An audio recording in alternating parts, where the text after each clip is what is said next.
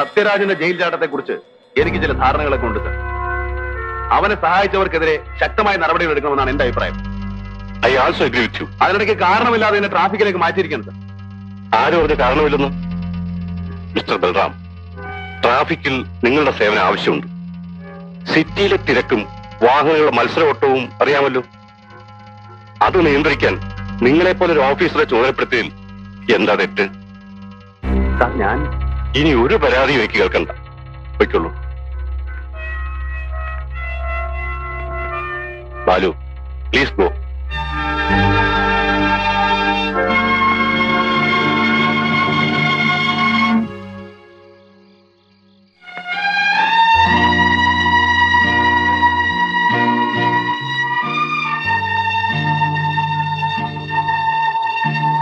നമ്പൂര് പോണില്ലേ? പോയിക്കോളൂ.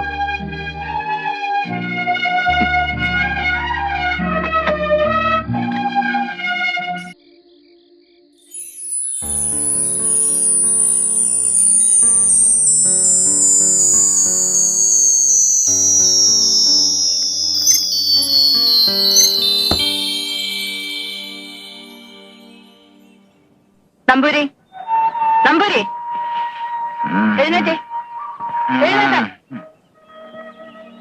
എന്തിനവിടെ നടക്കുന്നത്? വെപ്പും തേനൊക്കെ അവിടെയല്ലേ? കടപ്പ് അവിടെ തന്നെ മതി.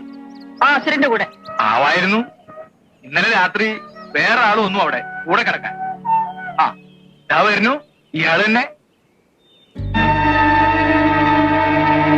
ഇറങ്ങി പോകുകേ.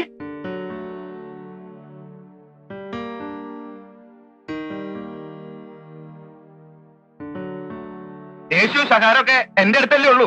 ഇവിടെ വയ്യല്ലോ. ഇഷ്ടകാരിയല്ലേ? അമ്പലത്തിൽ നിന്ന് വരികയായിരിക്കും അല്ലേ?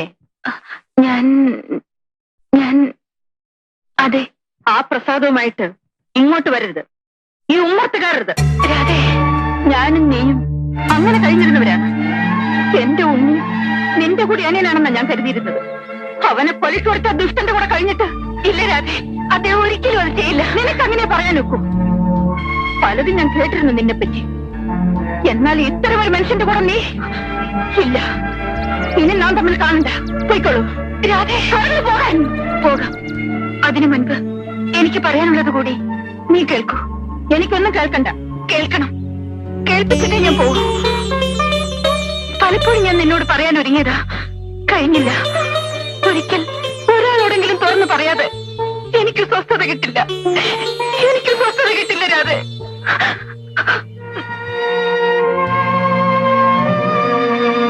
നിനക്ക് ഓർമ്മയില്ലേ, തിരുമേനിക്ക് പാലക്കാട്ടേക്ക് മാറ്റമായപ്പോൾ നിങ്ങൾ എല്ലാവരും പോയി. പിന്നെ ഞാനിവിടെ ഒറ്റയ്ക്കായി. എന്റെ പാർട്ട് ടൈം ജോലി ഒന്ന് സ്ഥിരമാക്കി കിട്ടാൻ ഞാൻ പലരെയും സമീപിച്ചിരുന്നു. കൂട്ടത്തിൽ ചന്ദ്രദാസൻ വലിയ നേതാവാ. ചന്ദ്രാജിന്ന് വിളിച്ചു. അങ്ങേര് ശുപാർശ ചെയ്യാമെന്ന് പറഞ്ഞ് എന്നെ തിരുവനന്തപുരത്തേക്ക് കൂട്ടിക്കൊണ്ടുപോയത്. എനിക്ക് വളരെ വേണ്ടപ്പെട്ടൊരു കുട്ടിയാണ്. ചെയ്യാൻ കഴിയുന്നതിന്റെ മാക്സിമം സഹായം ചെയ്തിരിക്കണം. ചന്ദ്രാജി പറഞ്ഞാൽ പിന്നെ ചെയ്തു കൊടുക്കാതെ പറ്റുമോ? അപ്പോ നിങ്ങൾക്ക് ചോദിക്കാനും പറയാനും ഒക്കെ കാണുമല്ലോ. I mean interview. 11:30 എനിക്ക് മിനിസ്റ്ററുമായി അപ്പോയിന്റ്മെന്റ് ഉണ്ട്. ഞാൻ റെസ്റ്റ് ഹൗസിൽ കാണാം. സീത പരിഭ്രമിക്കണ്ട. സുകുമാരൻ നായർ സ്വന്തം ആളായിട്ട് കണ്ടാ മതി.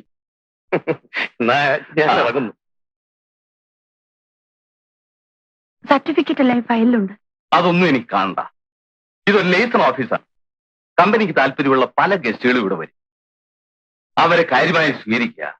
വേണ്ടപ്പോ അവരെ ഒന്ന് എന്റർടൈൻ ചെയ്യുക. അതിനുള്ള യോഗ്യത കുട്ടിക്കുണ്ടെന്ന് ഈ ശരീരത്തിൽ എഴുതി വെച്ചിട്ടുണ്ടല്ലോ. എന്താ നിങ്ങൾ പറയുന്നത്?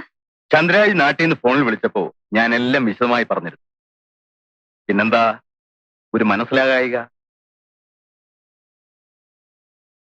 കണ്ടറിഞ്ഞു നിന്നാൽ അതിൻ്റെതായ മെച്ചമുണ്ടാവും. പരിഭ്രമിക്കണ്ട. ഇവിടെ വേറെ ആരുമില്ല.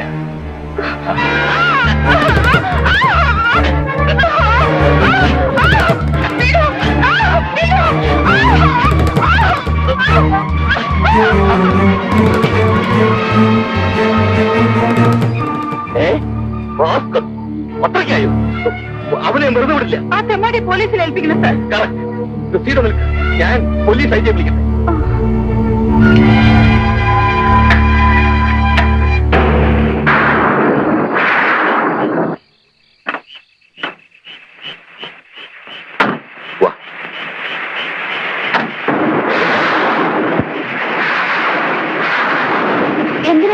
എനിക്ക് ഹൈജി കണ്ടേ?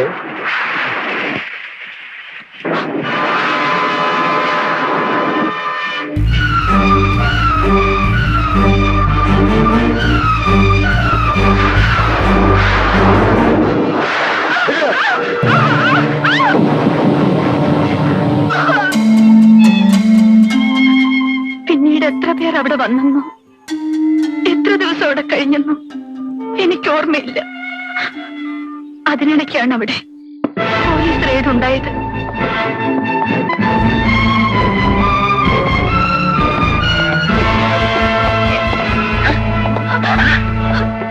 എന്നെ അവരെ കൂട്ടത്തിൽ കൊണ്ടുപോകരുത് സാർ. ഞാൻ ഒരു കുറ്റം ചെയ്തവളല്ല. ഓ പിന്നെ നീ മാത്രം ഒരു ശീലാവതി ആടിച്ചാൻ. സാർ, എന്നെ അവർ ചതിച്ചതാണ്. ഒരു ജോലി തേടി പുറപ്പെട്ട ഞാൻ ഇവിടെയാണ് എത്തിയതെന്ന് അറിഞ്ഞാൽ എന്റെ വീട്ടുകാർ സഹിക്കില്ല. ഞാനും നശിച്ചു. ഇനി അവരെ കൂടി കൂട്ട ആത്മഹത്യക്ക്. എന്നെ രക്ഷിക്കണം സാർ, എന്നെ രക്ഷിക്കണം. പുറമേ ക്രൂരനാണെങ്കിലും അയാളുടെ ഉള്ളിന്റെ അലിവ് ഞാൻ അന്ന് മനസ്സിലാക്കി. എന്നോട് ആ മനുഷ്യൻ ദയ തോന്നി. നിന്റെ വീട് എവിടാ? കോഴിക്കോട് അടുത്ത് മുക്കം. വണ്ടിക്കൂലി കഴിച്ച് ബാക്കി ചില്ലറ ചെലവിന് കാണും. ഇനി നിന്നെ ഈ സിറ്റി കണ്ടുവരുത്. പോ. മടങ്ങിപ്പോകാൻ പറയാൻ എളുപ്പമാണ്, പക്ഷേ എങ്ങനെ? ആത്മഹത്യ വരെ ഞാൻ ആലോചിച്ചു. അതൊന്നിനും പരിഹാരമാവില്ലല്ലോ. എല്ലാം നഷ്ടപ്പെട്ടവളായിരുന്നു ഞാൻ. എങ്കിലും എന്റെ ശരീരത്തിന് വില കിട്ടുമെന്ന് ഞാൻ മനസ്സിലാക്കി. അതുകൊണ്ട് എന്റെ കുടുംബം പുലർന്നു.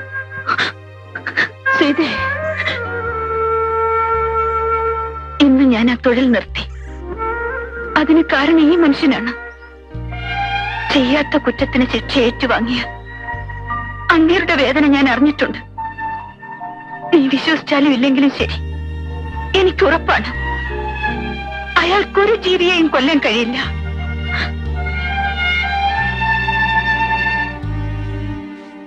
ചേച്ചി ഇപ്പൊ വരും. വരട്ടെ, നമുക്കൊട്ടും തിരക്കില്ല. എണ്ണം തെറ്റിലോ? എന്തിനാ നോട്ട് എണ്ണുന്നേ? ഇവിടെ തരാനാ?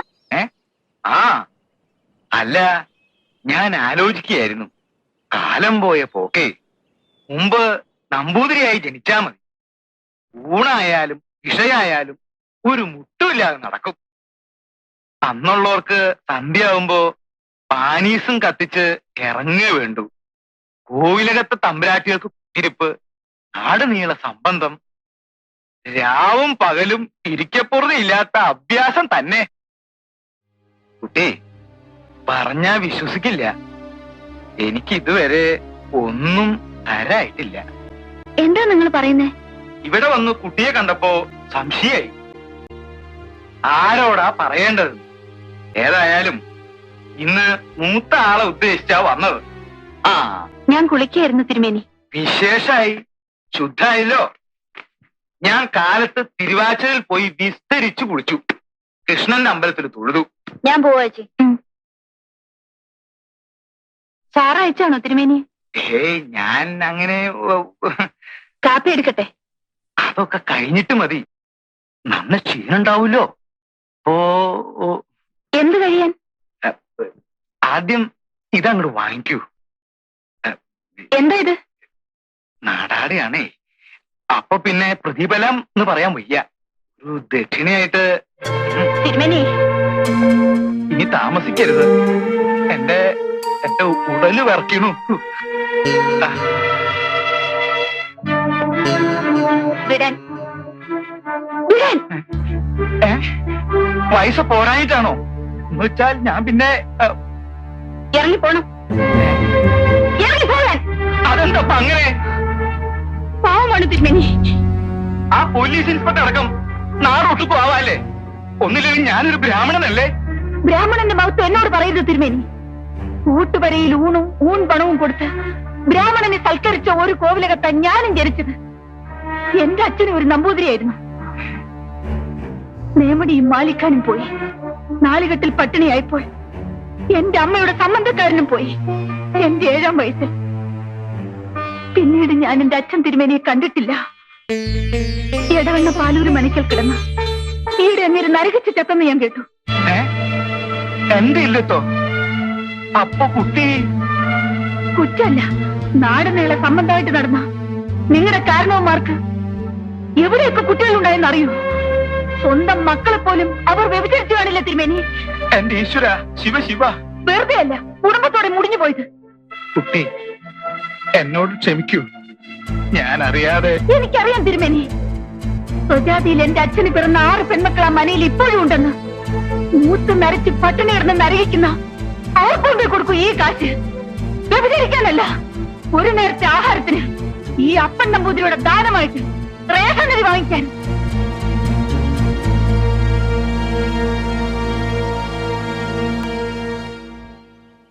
ഇതിൽ പറയുന്ന കോഡ്ലെസ് ഫോണിന് 3000 രൂപ വില വരും. തരാം. എന്നാലും പറഞ്ഞില്ല.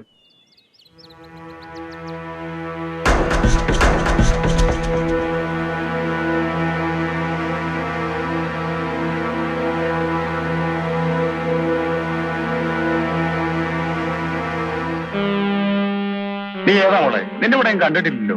പ്രൈവറ്റ് ടാക്സി ആവും. നമ്മുടെ ജെയിംസിന് ഇപ്പൊ ഇറക്കിപ്പോയ വണ്ടിയാ. ആണോ? കൊള്ളാമല്ലോ. പിന്നെ സാധനം ഇതിലുണ്ട്.